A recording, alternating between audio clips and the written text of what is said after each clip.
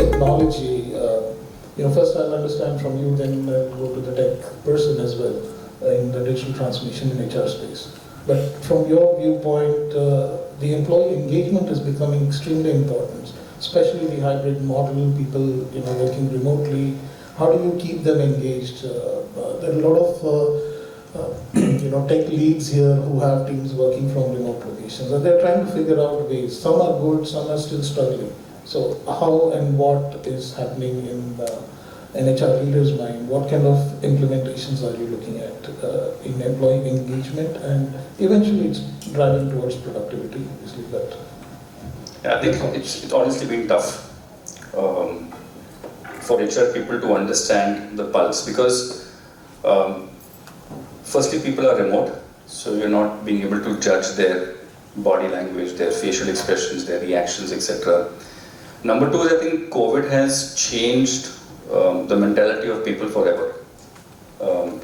Seeing people lose loved ones or people lose their jobs, insecurity fears have increased. So I think the mindset or mentality of people maybe 5 years ago and 2 years, last 2 years have been different. So I think the challenges that HR used to face earlier and the challenges that people face in HR right now are totally different. So I think there are various ways in which we're trying to connect with employees. In fact, I think health, wellness is something that is really big right now. Mental health especially. Having that opportunity to go and talk to somebody. Do you have a body or organization that provides assistance for people who want to have conversations about small things? I'm new in the organization, I don't know how to fit in. Or I don't get along with my manager, or I can't manage my time. Who do I talk to? So if you have someone who you can talk to, and this necessarily doesn't need to be the HR person, because we're not trained psychologists to speak to people. But can an organization provide platforms to increase health, wellness, etc.? People are used to sitting for 8-9 hours a day. You have so many health problems coming up. There are so many people who are suddenly started suffering from diabetes and hypertension.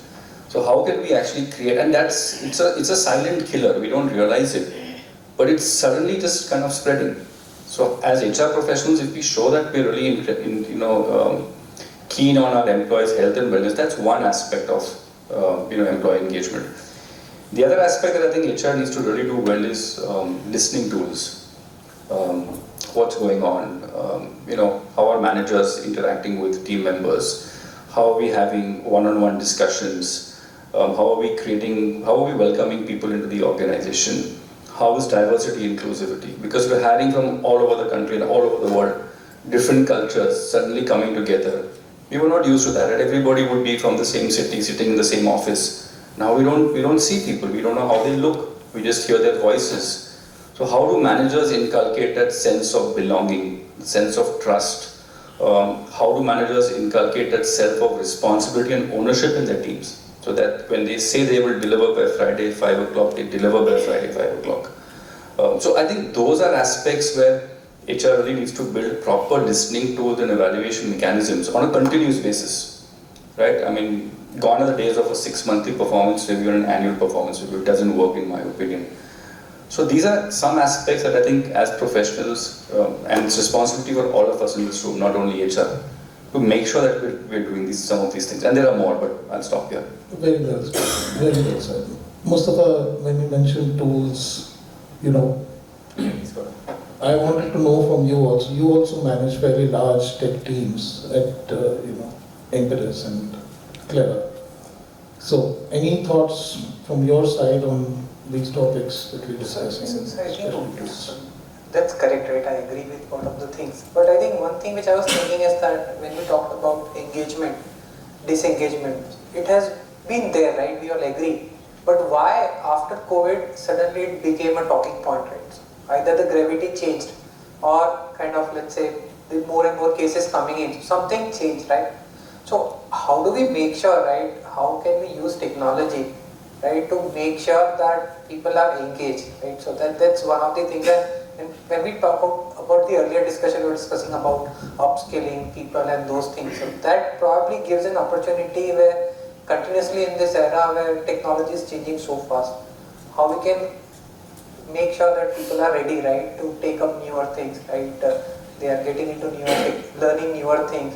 So from an HR perspective, I think how do we do that? How do we use technology to improve their effectiveness, to get them ready for newer roles, newer technologies?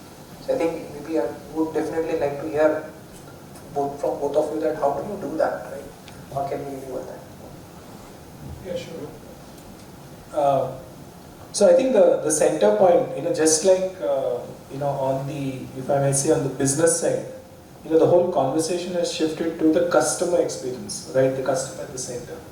Now for HR and, what I've seen with companies and clients that we work with as well, is it has shifted to the employee experience. Is the employee at the center of your process?